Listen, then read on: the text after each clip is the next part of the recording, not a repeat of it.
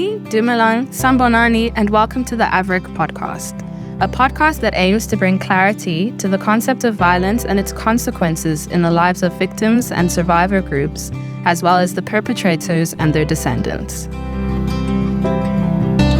In this episode, we explore Prof Saleem Badat's insightful lecture, Reparative Justice and Social Justice Scholarship, a call for lasting change. Moderated by Dr Anell Daries, the discussion examines the structural and relational harms of apartheid, the shortcomings of symbolic reparations, and the transformative potential of true justice. Prof Badat challenges us to rethink inclusion, equity, and the role of academia in advancing meaningful social change. Thank you for that warm introduction, and I very much look forward to the engagement. I'll try and be only about 30 minutes. So, I'm not a scholar of reparative justice, I should make that clear. And my writing and my research is really concerned with how institutions and societies are reproduced, how we can transform them. So as Professor Madikizela has said, I'm really concerned about questions of social justice, equity, as distinct from just equality, and diversity and inclusion, and the relationships between those things.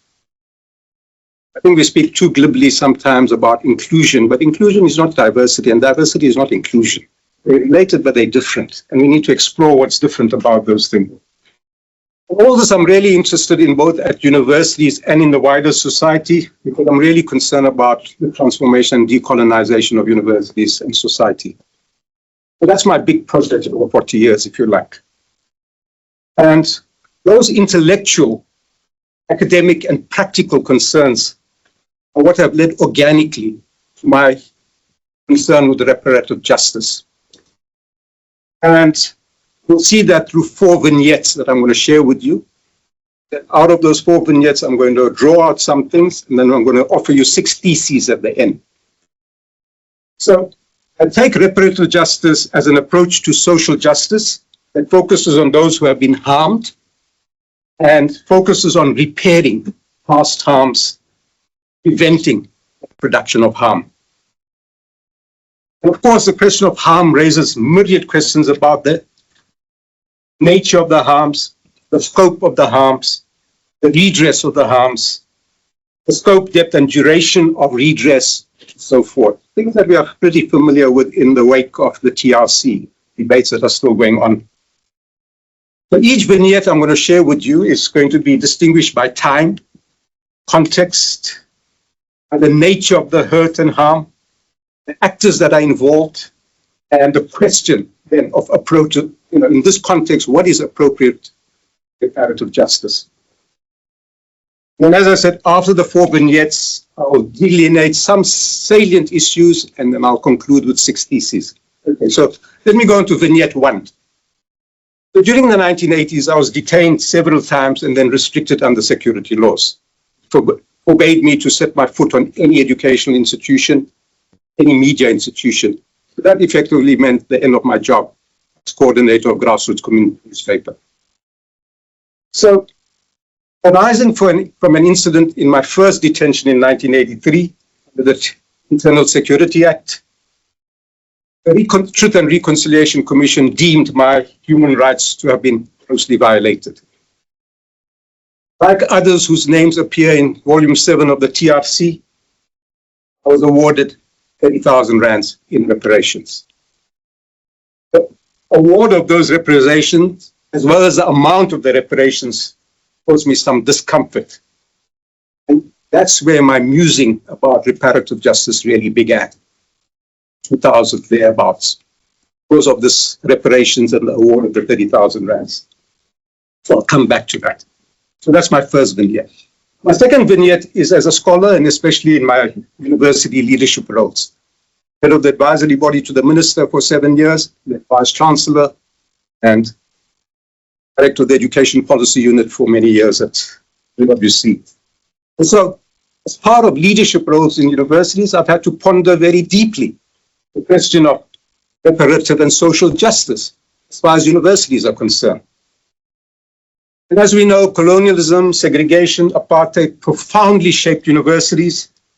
They implanted in South Africa universities that are essentially replicas, colonial metropole. We have to come to grips with this. They're often pale imitations of Oxbridge and Humboldt model. So those outcomes at the university level were racially and ethnically segregated, universities that privilege and disadvantage along the lines of race, class, gender, universities with institutional identities, cultures, curricula, learning and teaching and research were wedded to Western intellectual thought, modes of knowledge making that were Western, conventions and practices and institutions that were more familiar to Europe and Africa. So ultimately, whether they were white or black, our universities played a functional role in reproduction using the apartheid social order. There was resistance here and there, but in general, it's UCT of Zululand. It was a reproductive. And even today, argue to what extent are we transformed. The transformation is happening at the margins. By and large, we put graduates that we slot beautifully into the corporate sector and into the state. We have to come to grips with some of those things. Okay, so all universities, whether you're historically white or historically black, products of apartheid planning. To use Kaveh Rasmal's famous terms, they were all the products of the geopolitical imagination of apartheid planners. Whether you UCT or the Zululand, dated in 1960. And they all differentially played the role of reproducing apartheid and colonialism. And so post-1994, all our universities, not just the historically white or historically black, all of them have been challenged to liberate themselves from their past and become genuinely South African and African universities. Not that. That's a project that's still unfolding. It's going to depend about how courageous we are. Take on that project. Okay, so Vignette 3. In 2012, I published The Forgotten People, Political Banishment under Apartheid. It was the outcome of 30 years of research. As Nomalanga Mkhize, the professor of history at Nelson Mandela, has said, today, Saleem, you would have been fired a long time ago. No one gives you 30 years to produce books anymore. It was a commentary. She said it in a very big conference. It was a commentary of the bean counters. You don't publish a book in 3 years, you must move on. Some books do take 30 years, I'm afraid. And it's a promise I really made to Helen Joseph in her garden in 1982.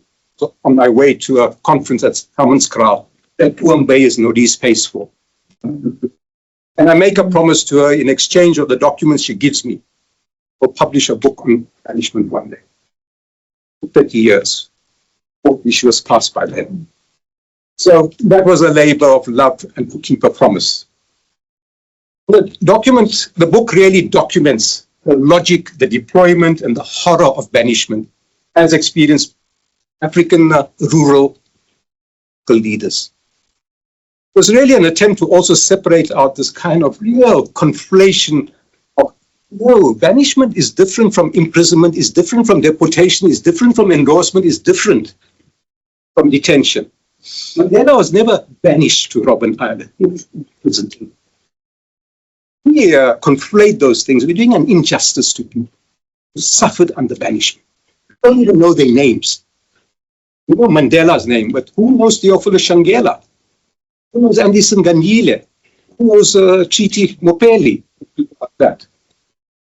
So I drew the attention of the Truth and Reconciliation Commission to my work on banishment at that point. It was nowhere near finished. I was able to give them a complete list of all the banished people. Unfortunately, like close friend Nicky Rousseau worked TRC Research Department, I accept that the TRC didn't have the research capacity to really look at some of these things. So whether the TRC really constitutes an archive, a complete archive, we must think about that. I don't think it does a complete archive, because it didn't really look at banishment. So it wasn't investigated. What does that mean? It means that a whole lot of people don't appear in TRP Volume 7. Saleem does.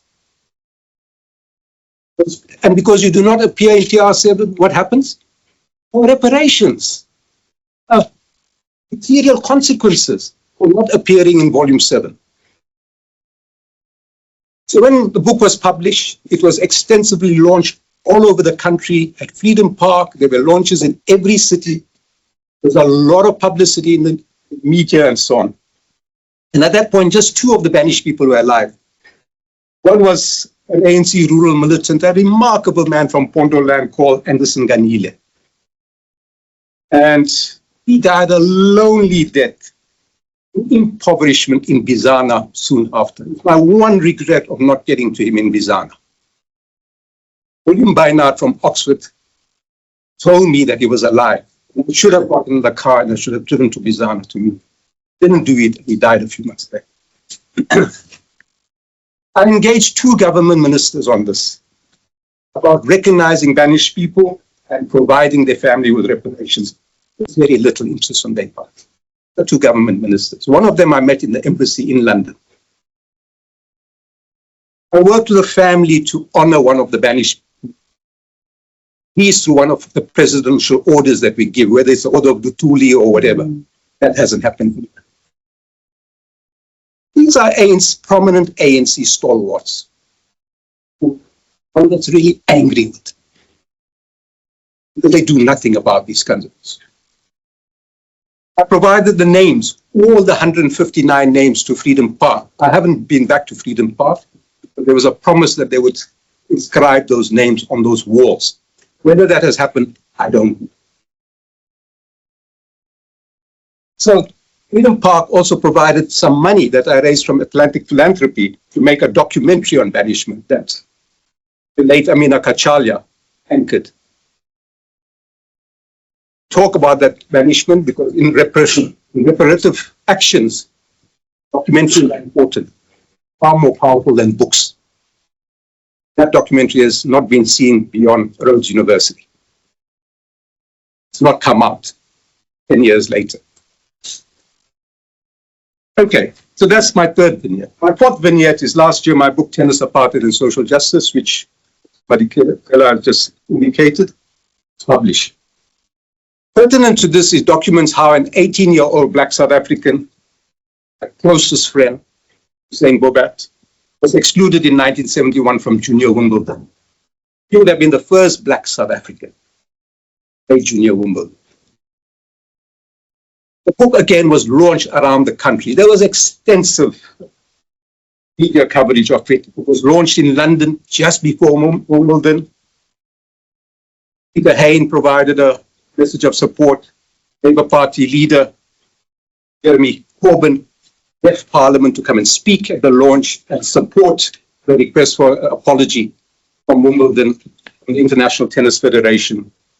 There was extensive coverage in the Observer, in the Guardian, on UK radio, TV, BBC, and so on. To date, despite multiple iterations, 6 exchanges of letters with Wimbledon, 3 with the International Tennis Federation, and our own Tennis South Africa. What a point. Nowhere near an apology. I'm not asking for reparations. I'm for an apology as a reparation. Not money. Okay. So let me turn to some of the salient issues now that arise from these 4 vignettes for me. So in the context of apartheid and its enduring legacies, these 4 vignettes raise for me the question of the scope, the reach, the nature, the targets of reparative justice. To focus on each of those things. So regarding the scope of reparative justice, for the United Nations, I'm using the United Nations definition, it's to address gross violations, international human rights law, and serious violations of international humanitarian law that constitutes crime of international law. I think that's all very familiar to people who are working missions. Usually it's about human rights violations of individuals, sometimes social groups. It's seldom are the social relations, the structures underpin and enable human rights violations. The difference is about the symptoms. It's not about the causes. It also hardly extends in the UN case to harms and wrongs in the denial of healthcare, education, sport, and other arenas. Come on, that's how we live. That's what we are concerned with. The fact that we couldn't play tennis, things like that. That our children are malnourished. After that interview last week, I was driving from Solplaki back to Bloemfontein. I had commitment in Kimberley. Ashraf Garda was interviewing Yasmin Suka around precisely what's happening in this whole area of reparations. And there was some meeting apparently last week. So it was quite jarring about the lack of progress in this area. The role that the ANC has played in stymieing a whole lot of this, it seems to me at least. So, with respect to the reach of reparative justice, how far back in time can and should reparative justice extend? Is it a once-off opportunity? Yasmin Suka was saying, no, it can't be. So people missed out. Does that mean that they can't ever come back? Does that mean if their names were not in TRC 7, we can't put the names there? There's something magic about that. Can't add names to and so on. So this thing about the reach and the time and so on is a tricky issue, right? It's bound to generate a lot of contestation and conflict. It's a world of difference if you extend to 1948, if you extend to 1910, if you extend to 1652. People might want to go beyond 1652. That's where it gets very tricky. People want to avoid that. Who are the first people? So on. We know some of those challenges already. Okay. Regarding the nature of reparative justice, the UN identifies 5 kinds of reparations: restitution, compensation, rehabilitation, satisfaction, guarantees of non-repetition. So I won't go into that. I think you're far more familiar with me around all those 5 categories. We can look at it later if you like. So that's the one part. In the context of systematic structural abuse over centuries, the second issue for me is appropriate reparative justice. What is appropriate? Okay, so a discomfort for me was that the post-TRC reparative justice was only for individuals who demonstrably, in my case, had our human rights violated at apartheid, usually through violence or torture in detention. So, begs the question for me. That happened to me.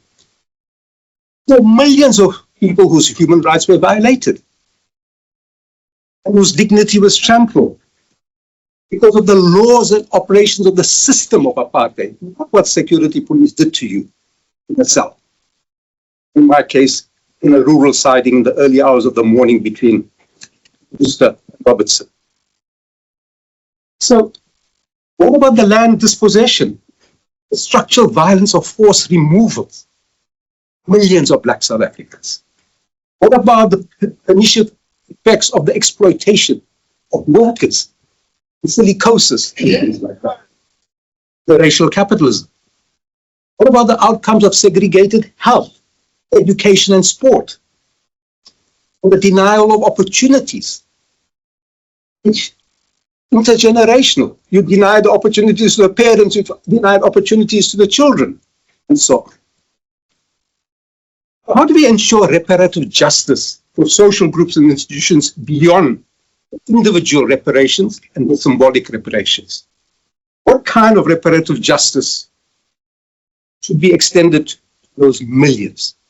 I give everyone 30,000 rands. So, apart from the question of individual reparations, which I'm not knocking, Is it not institutional transformation and transforming inherited inequitable social relations and structures that is the best, indeed the only meaningful reparations? My view, really want to reparate and have reparative justice, tackle the social relations that are carrying on, that underpin exploitation, oppression, relates gender, racial, class, and so on. And this is where I think we must speak openly, because there's a lot of bad faith around these things. I'll come back to this. This kind of reparative justice substantively is not amongst the kinds of reparative justice that the United Nations identifies, let alone promotes. You can prove to me that I'm wrong on that, I'd love to hear. UN does encompass them. It's surprised if it does. Those who control the UN would not allow something like this. Tackles the question of structure and social relations. Post-1994 South Africa, reparative justice for me is not only about robust constitutional and legal underpinnings, but especially about state policies and interventions that aggressively, creatively, and effectively tackle past injustice and provide material opportunities for social groups, individuals who have been wronged. Let me just give you a quick example of something else speaking Willem Verwoerd. It's very pertinent, I think. Yes, it's recognized this whole area around here. It's not part of Stellenbosch. It belonged to Stellenbosch. That museum there was a high school, a colored community. The whole area, part of a colored community. So one thing, I'm not knocking that. One thing to offer its number of scholarships, right, to students from there. Is that sufficient? Again, about the individual. What are you doing together with the community? A different order. And that engagement of the community is not scholarships for a few students every year, a 25, 50-year program. This institution must be involved. That's serious now. It's just about individual. So, how do we get into those substantive kind of issues? Well, I want to return to the university system that we inherited in 1994. Given the colonial, given the Eurocentric, given the racist and patriarchal origins, nature of our universities for many years, and the intellectual and social harm they have caused, these have not been all about only good in South Africa. There's a lot of harm. The proponents of eugenics came from universities. They were not only at Stellenbosch. The major proponent was at Wits, at Rhodes. And read the literature and the history of science. That's why I'm now trying to set up a history of science project. Speaking to Johan Mutonga with dinner tonight. But there are reparation issues there too. History of science, what science did in this country. So, what values, what policies, what strategies and advance reparative and social justice when you consider these kinds of cases? So for me, the affirmation of core principles such as equality, equity and redress, development, quality, academic freedom, institutional autonomy, as all being central to a post-94 university system, as the education white paper laid out in 1997, was a great start. Just affirming those principles and values. So too was a vision that is articulated in the white paper of a non-racial, non-sexist system that will promote equity, fair chances to all who are seeking to realize their potential through higher education, while eradicating all forms of unfair discrimination, advancing redress for past inequality. Argue with that. White paper is quite a revolutionary document. Yeah, there are multiple readings.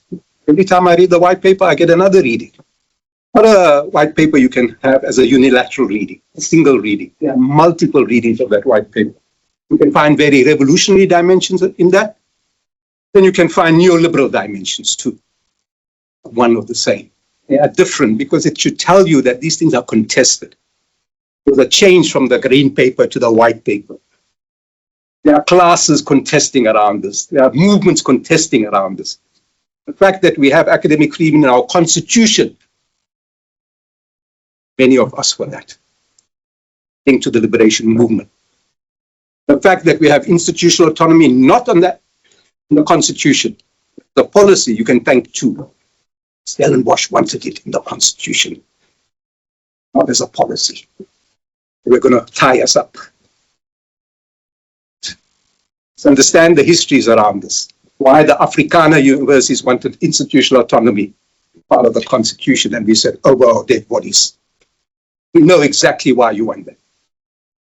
Okay, so there are histories here to be looked into. So very important in higher education and more generally was the South African Constitution, of course. And what that Constitution does is it recognizes and it echoes a politics of equal recognition.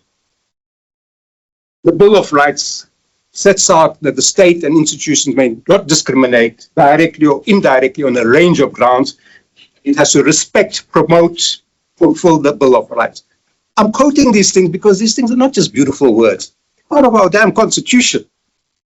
We're obliged to take those things seriously. These are constitutional imperatives. These are not desirables. Otherwise, we don't take the constitution seriously. Might as well throw it out and say what we want.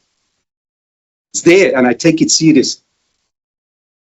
And so this makes it incumbent not just for the state and for the minister in Zamandia and for the vice-chancellor of this university to abolish all unjust barriers to access, success, to institute measures of redress, to support disadvantaged social classes and institutions, including providing financial support. These are things that jump out of us. We read the Constitution, the Bill of Rights, our policies, and so on. Now, significantly, is where you have to tackle the skeletons. Significantly. If university policy was predicated on the principle of equality, a politics of equal recognition, we recognize everyone equally, is not blind to the fact of colonialism and apartheid. Don't pretend in 1994 we're now starting from scratch. The thing is, level playing field.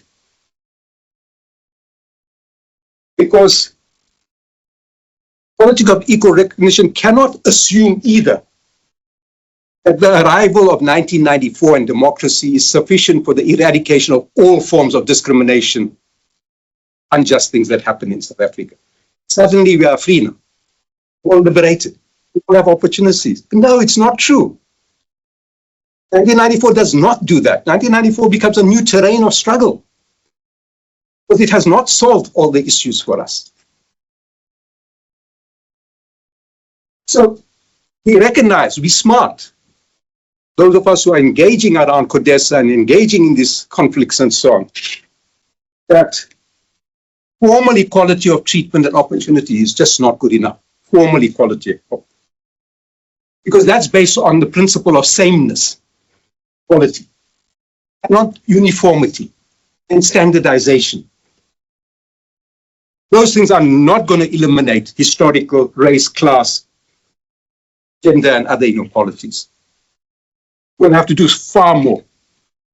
This is where redress comes in. Because if you don't distinguish between equality and equity, you're taking away the idea of redress. Redress can only work if you have a notion of equity, not of equality. So there's a recognition on our part that we need equity and redress if we are going to substantially deracialize, demasculinize, and change. And so that's what gave rise, at least in our universities, to the changing enrollments, greater equity, this fuss, greater representation of Black and women academics, and so on. Any of those things would not have been possible without redress and equity on a blind equality, as I call it, principle. At the same time, let's be honest. Those of us who have been occupying these universities, like I have from 40, I started as a student activist at the age of 17 years, few months. I've never left the university years later. It's mutated in ways, different institutions, and spaces, and so on. But as Andre Dutoy, whose book is being launched now, and Willem is there, and Andre will remind us the legacies, and I'm quoting him, the legacies of intellectual colonization and racialization remain at our universities. They are significant threats. That's what Andre reminds us. They are significant threats to the flowering of ideas, discourse, discovery, scholarship. They are also a threat to empowering, in his words, intellectual discourse communities and to the cultivation of graduates as critical democratic citizens. In fact, they are a threat to academic freedom. These conditions that exist in our universities.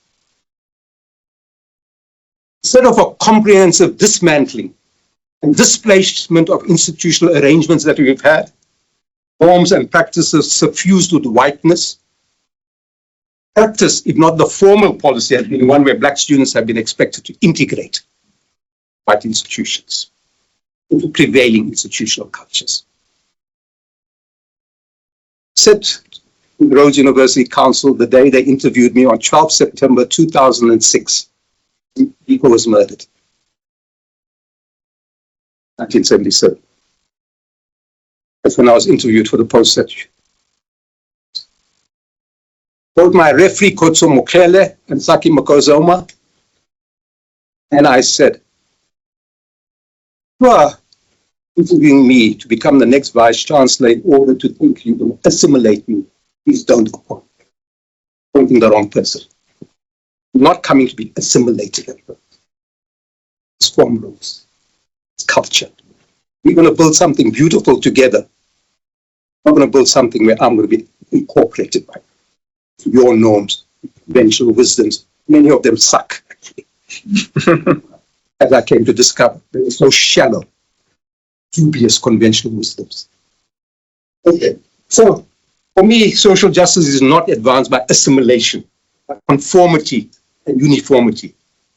As Biko has written, assimilation leaves the set of norms and code of behavior, values and structures determining privilege and power already established self-serving by whites firmly in place. This is a constant reminder that this culture that has been built by and large by white people is alienated to black. As much as it is natural to white people, it's not natural to black. So I am always going around making what many people think is natural strange. We should make it strange rather than accept it as natural. Because things are raced, things are gendered, things are affected by geography and so on. Okay, so whether we recognize it or not, and you know, sometimes I do worry because we speak about whiteness in ways that like feel, and this is the past, this is very abstract. I don't know how to get how one gets across. Sad that we have to still speak about white and black. How do you get across to white people? These are not the past. This is still living, you know. Many of us experience this, whether you're a vice chancellor or whether you're a first year student. The spaces that white people think are natural are not natural to us. We're having to make it strange all the time. That becomes a double job we have to do. Not only to come and study and pass and compete for scholarships, we have to also survive. That now reminds me, it's not here, but it reminds me about what you told me about that UCT student who tells you, every time I come to UCT, part of me dies. And then when I leave Grammy and go back to the Cape Flat, I start to breathe again. And understand that. We come from first generation like me. First generation. I still walk around these institutions and I talk and mentor young scholars in many kind of ways and in institutions. And they are grappling with these issues. It's not an intellectual issue, it's a physical, material issue. I was saying to Willem, again, an anecdote. My close friends and comrades is a young man, Shepherd Marty. Shepherd Marty is this most incredible student leader from 1979. Congress of South African Students. You're too young. New COSAS, this militant student, Marty was the national president of it. We've known each other for over 5 years. Shepherd Marty comes from the area where Rhodes University is located. Shepherd's family lived in that whole area. There was no Rhodes University when Shepherd's family. Shepherd would not have been alive if his grandmother didn't bravely say to the clan who wanted to kill his father as a baby. Colonel Graham was hunting them down. Shepherd wouldn't be around. And the grandmother said, "Over my dead body." That's a sacrifice she made, and she was prepared to make for Shepherd's family, keep her going, so that could they be an incredible shepherd years later. So how does that young man survive at Rhodes University? Always does not survive. He comes there to do journalism. He's a fabulous community radio person today. It was tough for him in the mid-80s. Thankfully, he survived it. There were times I was worried that we would end up like some of our comrades, drunk. One of my comrades from the 1980s student movement ended up. Nothing predisposed to that. It's not genetic. Universities that being able to survive and cope. But might be still alive then. Still trying to come to grips. Plan, conquest, and dispossession. Those who did that, Colonel Graham, represented on the crest of Rhodes University. The town is named after Graham. How does a Shepherd Marty survive in a place like this? How do those kids who should be living here go there now? Process this place. Can we think about these people? Okay. So, unfortunately, post-1994,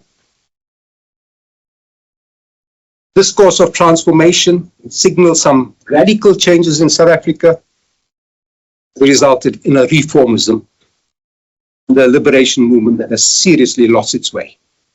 Become corrupt, dysfunctional, takes us nowhere. Hard to say that I come from that. What we've ended up is a diluted equity as individual historical rectification for you. Not about our communities being reparated. Saleem has been reparated 30,000. Thank you very much. It was donated. Difference has it made to my family that lost a home with the Group Areas Act? It's kicked out and so on. Third issue arising from the vignettes is symbolic and material reparations. So, far-reaching material reparations are necessary. I'm every day thinking about the kinds of reparations we're going to have in Gaza and Palestine, given what's happened there. What, you're going to make it up to individuals? Destroy that place. Individual historical rectification is not going to help. That said, symbolic reparations are not token. Symbolic reparations are important. They're a new terrain of struggle. At least someone has acknowledged something that's wrong. Even if they're not prepared to extend the material reparations now, we can fight for that. Fight and push them to go beyond the material, the symbolic. This is an acknowledgement of harms. We documented that. What? The ANC, I think, has seriously compromised the current injustice in this country. For us who are scholars, and I want to speak to us now, there are particular challenges. What I've learned through the tennis saga that is still carrying on, economic and political elites, there's nothing wrong. They apologize. It's becoming very visceral, very clear to me. When you engage with Wimbledon, or the sugarcane baron, who's the head of Tennis South Africa, who only funded white tennis players, never funded people like me in the 70s. So on. They are heading our institutions now. They're going to transform tennis. So, who deals with these guys? But the institutions that have been created in 1994 are being occupied by people who don't even know how to spell transformation. I think in the area of culture and sport, the ANC just gave it over to the old guard. He wanted Ali Bachers and all this sweet-talked Madiba and everyone. Steve Chwete. That's why there's so much anger amongst sports people in this country. How it was just given away. As long as the Bokke could win, everyone was happy. So, of course, it means that reparations is a site of struggle, contestation. The second problem, I think, a challenge is, it's a very familiar one. Come across in the tennis. We move on. We forget this. It's annoying me. We forget this. How can I forget this? My 72-year-old friend needs an apology from Wimbledon before he dies. To forget this? Or what you did to an 18-year-old who could have been the first black South African to play Wimbledon? What might he have achieved if that happened? Let me think about those things before you tell me, forget about it. Let's move on. There's no sense of the pain of historical exclusion, it seems to me. And this is increasingly happening amongst black elites too. Move on. Get over it. Especially the rich ones. So all we are given then, instead of really addressing our inequalities, we are given this glib, dubious rainbowism. It's us nowhere, as far as I'm concerned. So the third challenge, let me confront you, and I've got some provocations for the center and other centers that work in this area. The implications of social justice scholarship after your article is written, after your book is written. See many scholars really thinking about this. Why are you doing this? What's the purpose and goals of this? Furnish your CV, become a professor, the next vice chancellor? Is that where it ends? In the book, in the article? At reparative justice? So despite talk about engagement and engaged universities and so on, I don't see a lot of institutional support for this kind of work from the universities. I love being in the newspapers, of course, every time Saleem there. They put a cent into any of these activities. Are they putting anything into supporting me in my engagements with Wimbledon and so on? Legal issues, there are all kinds of issues. Timing is, of course, very important in this kind of work. Anderson Ganile died a few months later. My friend is 73 years old this year. I took on the history book. I gave up my book on the history of universities to take on the history book on sport because he could be gone. They're all aged between 68 and 82. The Spanish people died. So when we take on this work also, focusing on those kinds of issues, they may not be around the reparative justice in 5 years' time or 2 years' time and so on. So the real reason I did that tennis book was taking my cue from Mandela's statement in 1995. In 1995, Mandela tells us, we can now deal with our past, establish the truth which has so long been denied to us, and lay the basis for genuine reconciliation. Only the truth can put us. Someone has drawn a nice distinction between truth, I think Anki Krok, truth and justice. He says the TRC was a lot about justice, it's necessarily about the truth. So my book, the tennis book, was an attempt to say the truth is being ignored in South Africa. It's being sanitized. That myths are being peddled. amnesia is being encouraged in this country. And that drawing attention to old crimes, I'm finding positively discouraged. Of some notion of reconciliation. So, final issue, and my time is up, is the scholar in knowledge making. I won't go into details here, but we all have a biopolitics. I take very seriously the decolonial focus of Ross Vogel, feminist focus of Donna Haraway to say, we must be accountable for what we see. As academics, we must be accountable for what we see and what we write. None of us are neutral. This idea that we are neutral scholars, value neutrality, is just like a hoodwink. We all have a certain value frame. We all have certain principles. That infects our work. Let me use that word. It infects our work, whether you are aware of it. Biopolitics shapes our interests and who obeys my interest in something else. Not like we leave it at the door. Values come into our research, come into our work and so on.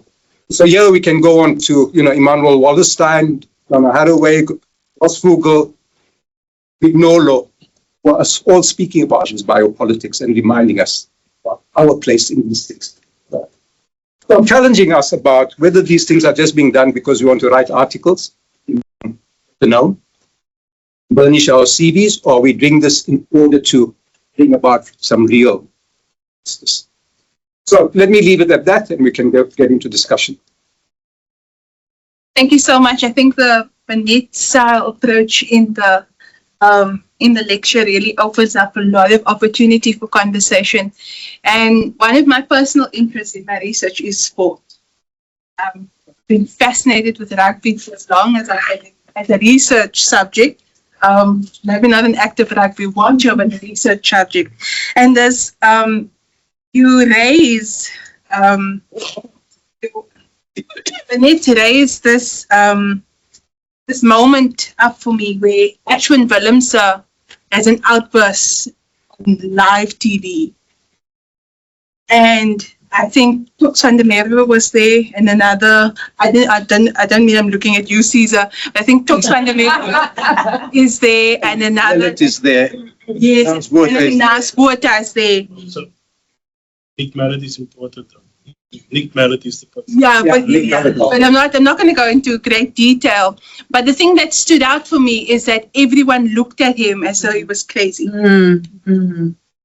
As though they have no idea where this outburst comes from. I was surprised that it took so long. It hadn't happened before. No idea where this outburst comes from. Similarly, in the is it Chasing the Sun documentary, Rassie Erasmus speaks about the photographs that they had embedded in the numbers on their backs for the rugby world. And he breaks out in tears where he finds out why Makazole only had images of himself. It's because he didn't have family. He didn't have anyone to put on his number. And using sport as this institution, because sport plays such a pivotal role in the formation of our Rainbow Nation analogy. The image of Nelson Mandela holding up the cup and what that means in the making of South Africa. And then now, in this post-1994 dispensation, rugby has pushed us to look beyond these implications of the things that we come with as people of color into this, as Black people into these spaces. So in that case, especially speaking about this vignettes, that moment of outburst, what does that mean in terms of like sitting in this post-1994 dispensation, and this moment of outburst is seen as this fleeting moment in our past that shouldn't be afforded any real acknowledgement? What does that mean? So I'm surprised it took so long. And I write in Tennis Apartheid and Social Justice about we should have a TRC for the media. We should have a TRC for business. And we should have had a TRC for sport. Even the damaged sport did also. Okay, I accept now But I've been challenged. Ashwin Desai said, "Are you still advocating for that today?" I said, "No, I'm not wasting my time. Not going to get us anywhere. You could have done it then. Because at least it would have created an archive, the kinds of issues."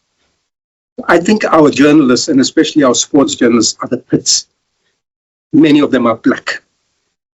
They are the ones who still use the word non-whites. Makes me very angry. Not a normal. They're still using those terms. Our journalists, where are they being trained? I hope they're not being trained at Rhodes.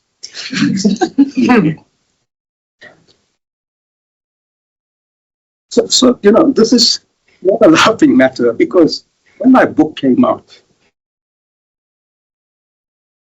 young black journalist at the State Media Department sends me the copy to write about it. He says, uses the word non-white in there. Okay.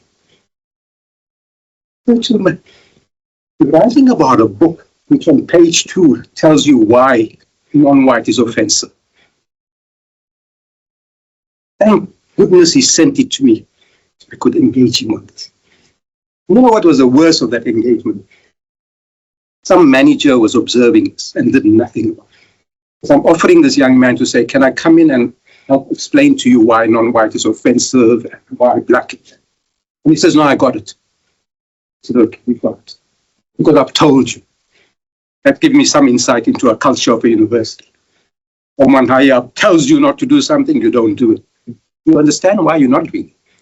Doesn't seem to be interested in that. I offered to run a workshop for the media department to say, don't use the K word, do we? Why are you using the N word now? Non-white.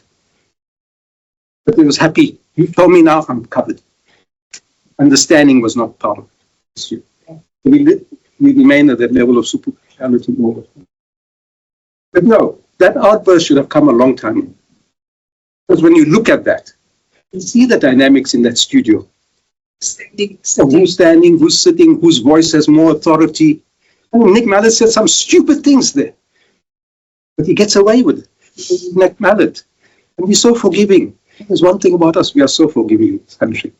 It's admirable. Black people especially. So forgiving. Maybe we should be less forgiving. Honestly. Sometimes we need to sharpen these contradictions. Sharpen the contestations. Let there be some, literal blood on the floor. But in some, intellectual sense. Maybe out of that we'll grow. Maybe we'll think before we talk.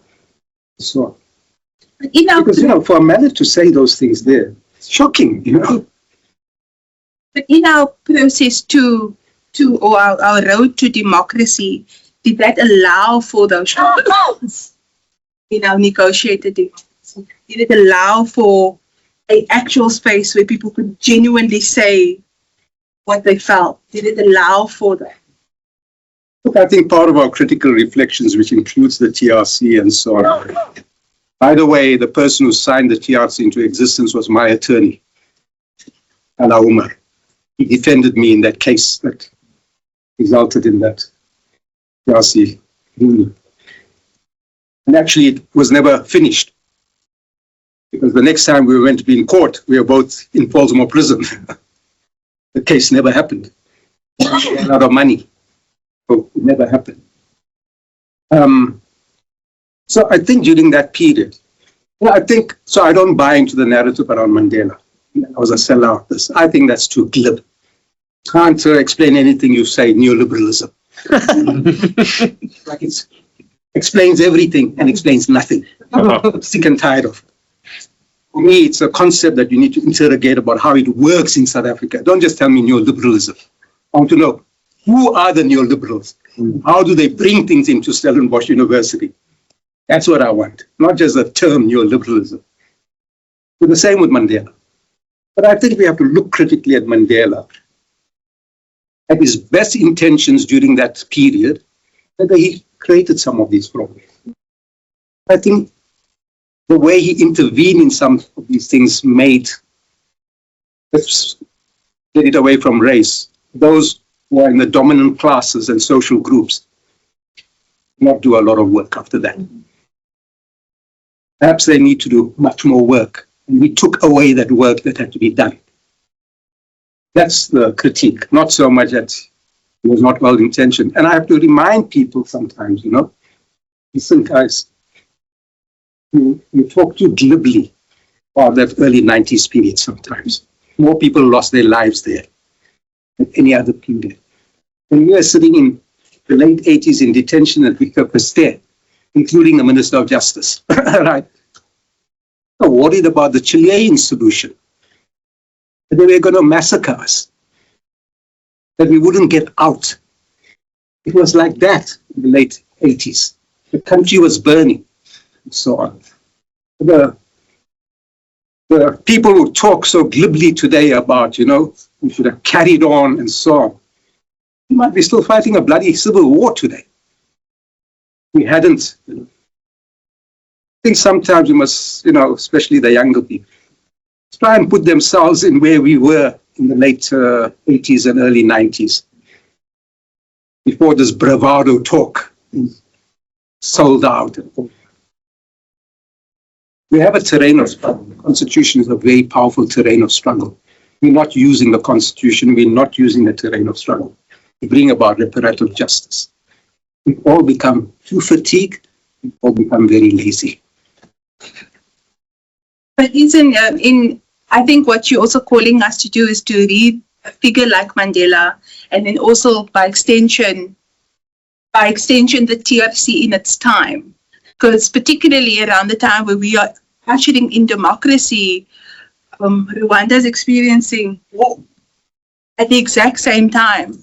And I think it's hard, especially being, I'm the post-fees must fall generation. Mm-hmm. So particularly in the critique that was afforded to these figures by my generation, would you say it's a teleological error in looking onto the past with, No, I think you're right to critique. You must critique. Critique vice chancellors, you must critique me. You must critique. Because critique is not about criticizing the person. Critique for me is a threefold step. First step of critique is self-clarification. I hope you're speaking from position of you've done some work, not just talking. But for me, phase one of critique is self-clarification. The second part of that is clarification with others. This is my reading. What do you think? Through that clarification with others, we hopefully get to a better position, to get to a better question, so on. And then there's a third dimension. Too many people forget. And even those who do critical scholarship get this, because they only do critical scholarship, not more beyond that. It's about social action. Otherwise, you're a theoreticist. All you want to do is write and theorize, but you never get your hands dirty. You don't bring about any real meaningful change in a material sense. You're only bringing about that in an intellectual sense. And I will defend that. Foucault wants to do that. That's fine. Look what Foucault gives us. Let him stick with that if he doesn't want to get his hands dirty and so on. But for me, it's always been critique is self-clarification, clarification with others, social action. So unity of theory and practice. Because you can only test theory in practice. Because practice has informed theory again, which is why I'm constantly encouraging academics to write in the newspapers, in the media. And yes, get a thicker skin, because we may speak back to you. Because you're an academic or a PhD or a professor, I don't care. You're saying something silly, I'm going to tell you that in the newspaper. If Mbeki goes for you on his Facebook page, you have to accept that. That's how knowledge grows. The idea that you as an academic or professor is going to write in the Cape Times and you're just going to keep quiet. No. It's an argumentative engagement between the public and scholars. That's how knowledge develops. You can't immunize scholars from the great unwashed public. You can't follow that public if you're a scholar. We're all part of the public, right? If some other scholars are writing. So in this kind of work, I also encourage, are you writing interventions in the Sunday Times? It's a different genre of writing. Many scholars cannot write. I'm fortunate. I spent years as the editor of a community newspaper in Cape Town. That's where I learned to write. Still don't write as well as other people, like a Bridget Pitt or a Nikki Rousseau. So that's another challenge to all you guys. One thing writing journal articles and books that only 50 people are going to read. Yes. Another thing about putting it in the Sunday Times, feature 1,000 words, that has impact. Documentary has impact. I think what you're also implying is this critique of social impact being divorced from the research. So social impact is supposed to be something that you add on to the work. Yeah, we've done impactful research. The word impactful was banned at the Mellon Foundation. That's where I met you, by the way. I was a Mellon-based undergraduate fellow. That I reported to a wonderful Dean of Humanities from Cornell University, Phil Lewis. Not use impactful in front of him. So with that, I'm going to open up the Q&A because I'm sure that there are questions. Oh, Sophia's hand shut up in the back. Should I take one? Yeah, sure. Okay, Sophia. Thanks so much. I was curious to hear more about that idea of denaturalizing white spaces. I'm thinking particularly speaking in a context like Stellenbosch, not just the campus itself, but the town, which is so kind of infused with a very strong naturalization of whiteness. Yeah. And as you remark, it sort of seems quite natural for maybe younger students to feel and express that. But I'm curious, how do you, in your context, how do you have those conversations with older generations who have been naturalizing, certain forms of whiteness and institutional whiteness and unseeing, certain racial, the normalization of racial inequality? What are the actual kind of practical strategies around denaturalizing that at this institutional level? And it's not only whiteness, to be honest. It's also denaturalizing the patriarchy you see around, the sexism you see around, the assumptions around those things. This question is. So, as you mentioned when you were being interviewed for Vice Chancellor, you said you didn't want to be assimilated into an institution. And I think most of the debates since 1994, at least because of the Rhodes Must Fall protests, have been about students assimilating into white institutional cultures. So as someone who's managed senior academics post-1994, particularly black academics, what have you observed in terms of the effects of assimilation on their work? Do you think it is in some ways stymied a critical language? So the first part, I think, so I spent 5 months in early 2022 as a STIAS fellow. I'm hoping to come back in about a year's time to start another book. Fabulous time.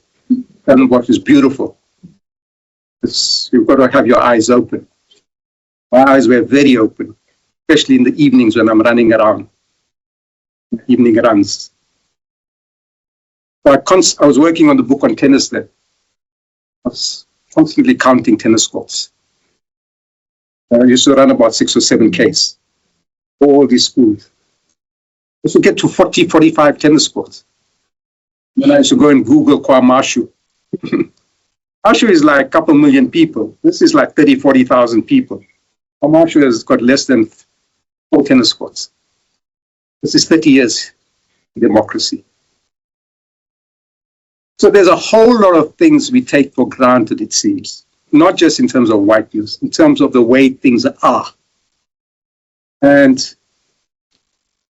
so biopolitics affects that. What I see is shaped by where I come from, where I grew up, my identities, if you like, which are fluid, much more fluid than other people and so on. Like, I'm very fortunate. I come from an immediate family in Cape Town with my former wife, which includes African, Indian, colored, and white, includes gay and lesbian, includes all religions, Christian, Muslim, so on. So my sons grew up in a completely different, like biopolitics is completely different. And so now I must accept not many people grow up like that, have the privilege. That. So I think this question of naturalizing requires some very courageous conversations amongst us. And for us also to stop being patronizing with each other. I hope we can engage in ways that are honest and challenging for each other, but in ways that are complicated, not simple, good, bad, evolutionary, reactionary, so on. I think life is more complicated than that. I don't have any other way except to, when you walk into the senior common room at Rhodes University, when Sara Ahmed writes about how white bodies are somatic norms, reminds me of the senior common room at Rhodes. Not just because white staff make up 80%, it's more than that. So this whiteness is not about color, I think. It's about something else. It's about how the space is occupied. Not necessarily in terms of color, because a black person can occupy that space as a whiteness space. Because what she speaks about is completely, what Shepard Marty says. You had these students arriving at Rhodes, when you close your eyes, you wonder who they are. They were black. They're coming from the private schools and the Model C schools. Shepard speaks about this. Where do they get their accents from? And so on. They're fitting in. Going to St. Andrews, you've got to fit in. Even if it messes your head up. In order to survive. And that story of yours is like just, can't breathe. I die when I come to UCT and I only breathe when I leave. Oh, come on. University is meant to be an ennobling adventure. So, how can you grow in that kind of environment? So I think this is all hard and long work. I think we're looking for two quick solutions to a lot of these things. There are no quick solutions to these things. It's just work that we have to do all the time and challenge each other and get beyond race issues, to be honest. Get to them together as people committed to a common future. So I don't have ease. I think there are many more people who are better than me to tell us how we undo repair. At Rhodes, I wanted to have, I came up with this clever thing. Conversations on race. It was meant to be called Race Matters. Race matters. Race matters. Right? I like playing with those kinds of things. Tomorrow is lovely for the Transformation in Daba keynote. They've asked me to speak on transformation, accountability.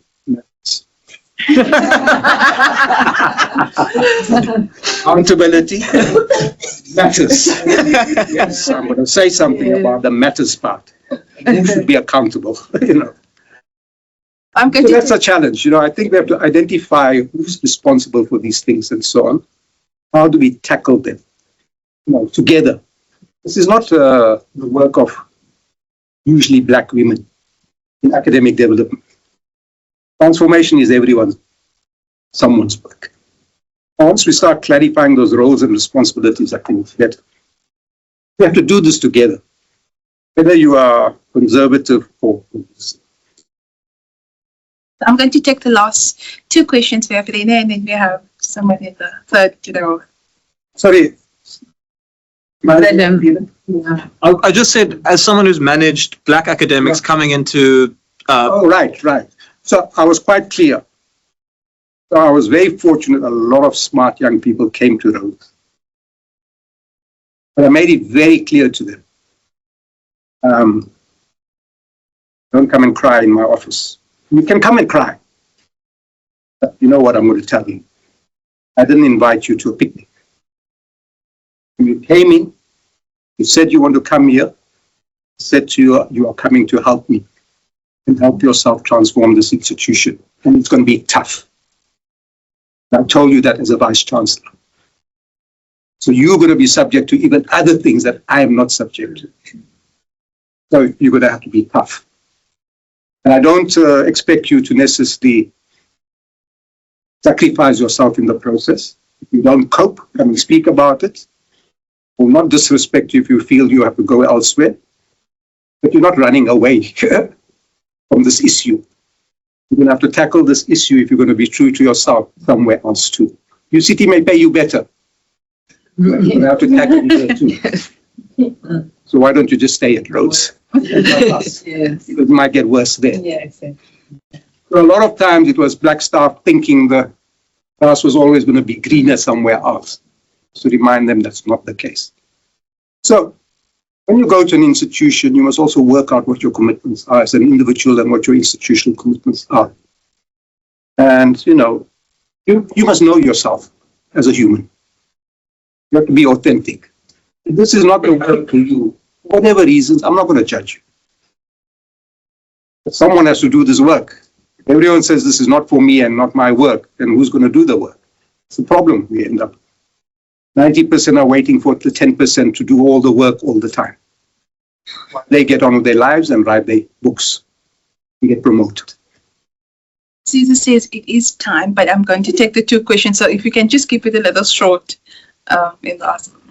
Thank you very much, Anel. Thank you so much for sharing your journey. I think reparative justice in academia is a lonely journey and often a black journey and a traumatic one. And so I'm from the division social impact. I'm a bit hesitant to say impact. and we're working predominantly with a community that has been forcibly removed in the Vlakte area. And my question is, I know that there's no quick fix, and it is a long process, but there's also a difference in understanding what reparative justice means. I don't know if we are all on the same page.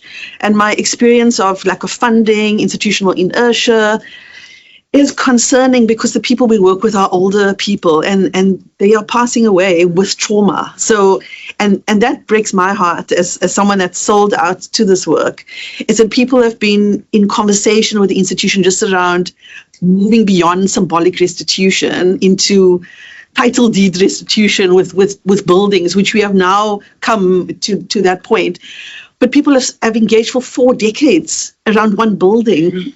We just don't have the luxury of time because we have buried people along the way without tangible, concrete results. And how does one firstly get onto the same page of understanding what reparative justice does and what it is, and then address issues of accountability, because we don't have 4 decades to have dialogue. It seems to me that a lot of the work in this area, which I'm going to argue in the keynote tomorrow morning, is no one's accountable. No one's accountable. Vice Chancellor is not being kept accountable by any structure, as I can see. Until your Senate is doing a great job, or any Senates are doing a great job, any university. Academics have ceded the Senates to senior managers instead of holding them accountable. I don't think councils are holding Vice Chancellors accountable. I wasn't. I had a fabulous council.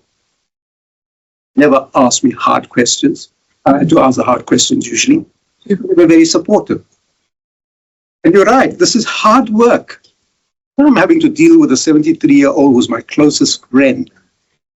I see the pain. I'm even worrying now whether I did the right thing writing this book. He was coping with it.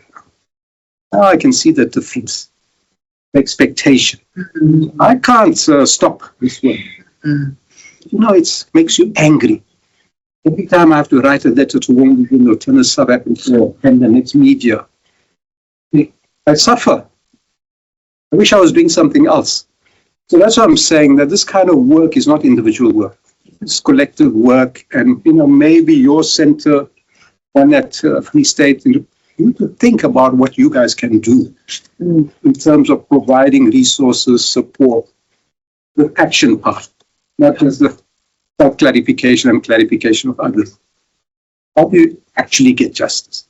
How do we get those 159 names on Freedom Park that people can remember? These people were banished. And have, take my book, put it into a 20-page magazine thing so that school students can read that, had all those ideas of doing those things, even a cartoon story thing, so that it can get into the schools and so on. But that's the kind of work we have to do. It's not quick fix work. And to come back to this case, I think we always have to start somewhere.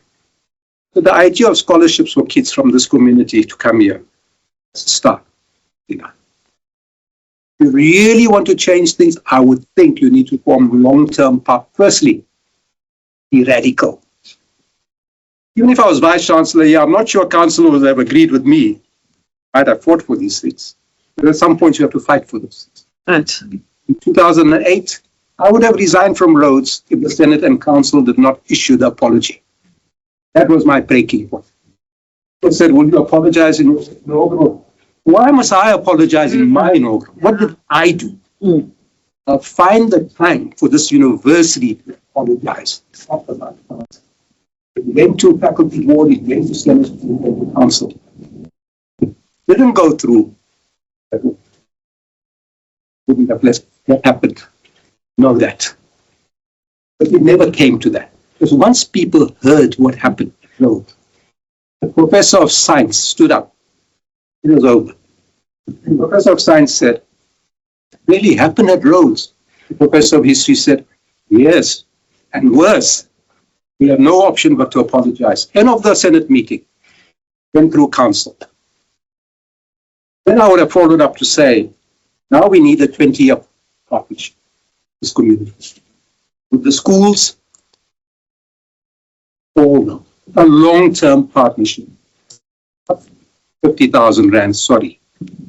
This is like Harvard's, we're going to what? 100 million to deal with. Everyone goes, excuse me, Harvard has $60 billion. $1 billion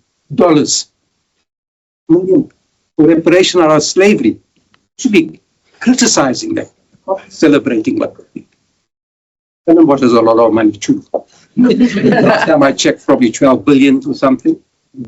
Okay, so but I'm talking about meaningful partnerships, long term. Change the conditions in the school, bring community engagement into it, send your teachers there regularly.